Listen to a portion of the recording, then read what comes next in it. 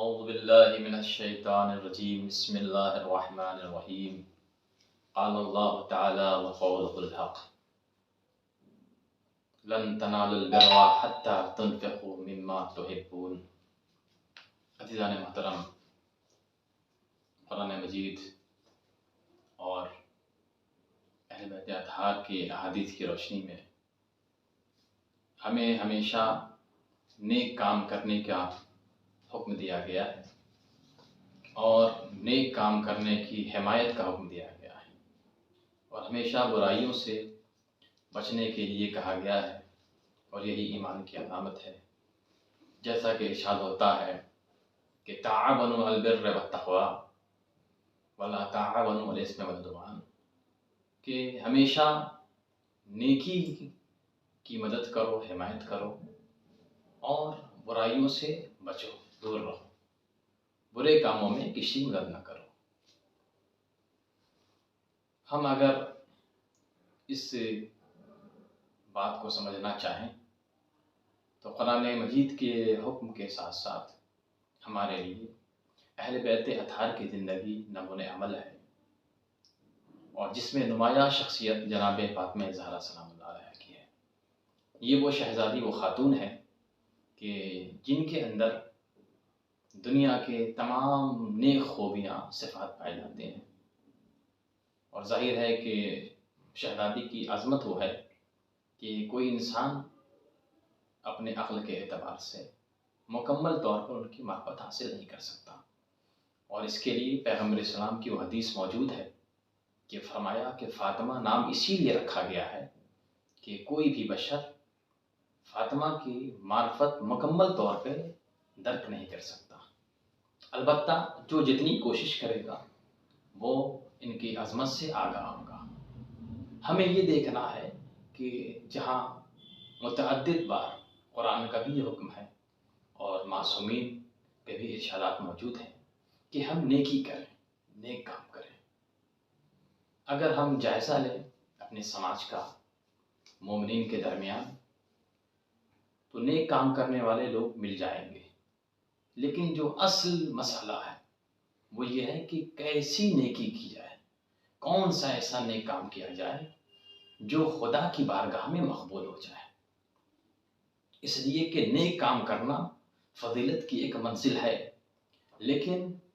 نجات کا ضامن صرف نیک کام کرنا نہیں ہے۔ کمال یہ ہے کہ جو کام کیا جائے، جو کار خیر کیا جائے، وہ اللہ کی بارگاہ میں،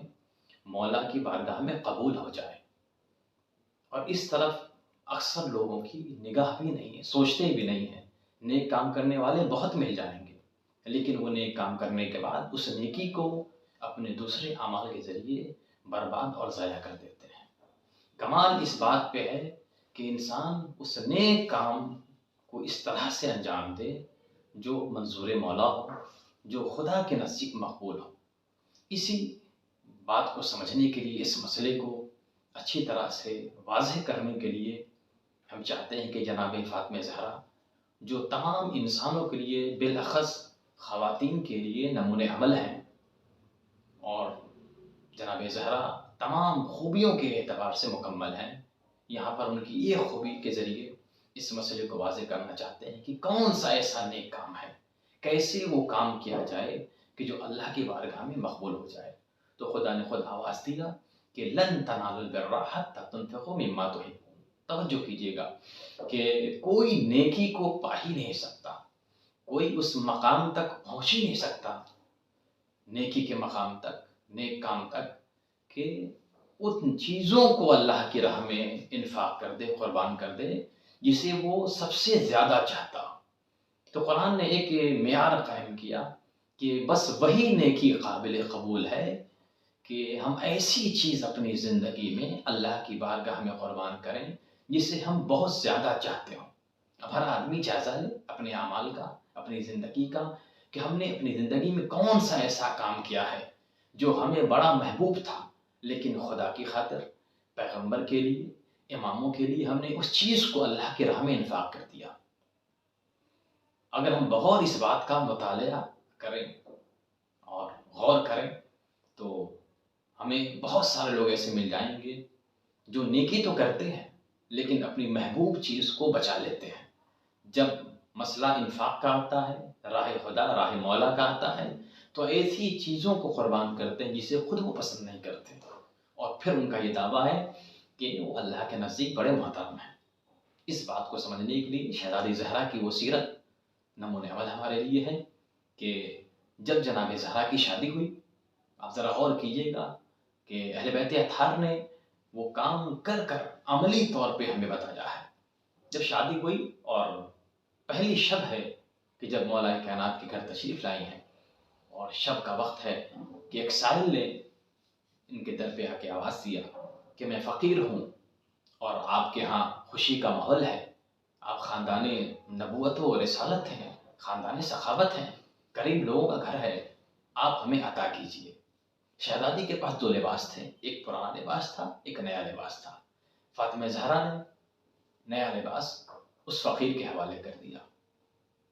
جب صبح نمودار ہوئی اور پیغمبر اسلام اپنی بیٹی سے ملنے کے لیے آئے، تو جہاں مولا کائنات سے بھی سوال کیا اپنی بیٹی کے بارے میں، اور جناب زہرا سے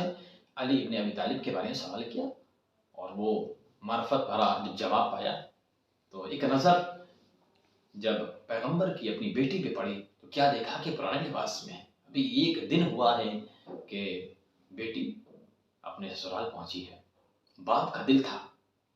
فوراً پوچھتے ہیں بیٹی میں نے جو نیا لباس تمہیں دیا تھا وہ لباس کیا ہوا؟ جناب زہرا نے فرمایا بابا کل شب میں ایک فقیر آیا تھا اور وہ اس نے سوال کر لیا، میں نے وہ نیا لباس ڈال کر اسے دے دیا. رسول اسلام نے کہا بیٹی تمہارے پاس دو لباس تھے، اگر تم پرانا لباس بھی دے دیتی تو وہ بھی اللہ کی بارگاہ میں کار خیر شمار ہوتا، آخر کیا وجہ ہے کہ تم نے نیا لباس ہی دے دیا؟ جناب فاطمہ زہرا نے فرمایا کہ بابا ہم آپ کی پیروی کرتے ہیں، ہمیں حکم ہے کہ آپ کی پیروی کریں، قرآن مجید کی پیروی کریں. آپ ہی نے فرمایا تھا کہ اللہ کا ارشاد ہے کہ لن تنالوا البر حتى تنفقوا مما تحبون، کہ انسان اس وقت تک نیکی پا ہی نہیں سکتا جب تک کہ ان چیزوں کو اللہ کی راہ میں قربان نہ کر دے، انفاق نہ کر دے جس سے وہ بہت چاہتا تھا. اے میرے بابا رسول خدا، مجھے وہ لباس بہت پسند تھا جو آپ نے مجھے شادی کے عنوان سے دیا تھا، لہٰذا میں نے جب غور کیا کہ سب سے محبوب چیز یہی لباس ہے، تو میں نے اس آیت پہ عمل کرتے ہوئے اس لباس کو اللہ کی راہ میں قربان کر دیا، انفاق کر دیا، تاکہ میں اس آیت پر عمل کرنے والی قرار پاؤں. جب رسول خدا نے یہ سنا تو اپنی بیٹی کو گلے سے لگا لیا اور فرمایا کہ اللہ نے مجھے ایسی بیٹی عطا کی ہے جو ہمارے عزت کے لیے قابل فخر ہے، اور فرمایا کہ تم نے قرآن مجید کی اس آیت پر مکمل طور پہ عمل کیا، اور یہی خدا کا مطالبہ ہے کہ انسان جب نیک کام کرے تو جو اچھی چیزیں ہیں وہ اللہ کی راہ میں انفاق کرے. تو اس آیت اور جناب زہرا کی حیات طیبہ سے یہ بات ثابت ہوتی ہے کہ صرف کام کر لینے سے وہ کام معتبر نہیں ہوتا، وہ مقبول نہیں ہوتا، بلکہ جس طریقے سے اللہ نے اور ائمہ اطہار نے ہمیں حکم دیا ہے، عمل کر کے بتایا ہے، اس طریقے سے اگر ہم اس کام کو انجام دیں گے تو وہ نیکی قابل قبول ہوگی. اور اگر اپنے من کے مطابق، اپنے عقل کے اعتبار سے، اپنی مرضی کے اعتبار سے اگر ہم بظاہر نیک کام بھی کریں گے تو وہ کام ہمارا برباد ہو جائے گا. لہذا ہمیں کوشش کرنی چاہیے کہ ائمہ اطہار